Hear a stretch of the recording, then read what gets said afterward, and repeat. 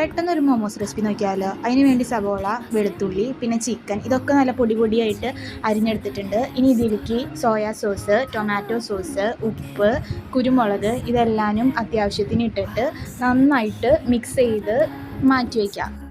ഇനി 2 കപ്പ് മൈദ, അതിലേക്ക് ഉപ്പ്, പിന്നെ ചെറിയ ചൂടുവെള്ളം ഒഴിച്ച് മൈദ നന്നായി കുഴച്ച് നല്ല സോഫ്റ്റ് ആവുന്ന അത്രയും കുഴച്ച് നന്നായി പരത്തിയെടുക്കുക. ഒരുപാട് കട്ടിയില്ലാണ്ട് പരത്തുക. ഇനി നിങ്ങളുടെ വലുപ്പത്തിനനുസരിച്ചുള്ള റൗണ്ട് ഷേപ്പാക്കി ഇത് കട്ട് ചെയ്തെടുക്കുക. ഇനി നേരത്തെ നമ്മൾ മാറ്റി വെച്ച മിക്സ് ഇതിൻ്റെ ഉള്ളിൽ ഫില്ല് ചെയ്ത് നിങ്ങൾക്ക് എങ്ങനെ വേണമെങ്കിലും ഫില്ല് ചെയ്യാം. ഞാൻ ഇതിനകത്ത് ഏറ്റവും ഈസി ആയിട്ട് എങ്ങനെയാണ് ഫില്ല് ചെയ്യാൻ പറ്റുന്നത് അങ്ങനത്തെ രീതിയിലാണ് കാണിച്ചിരുന്നത്.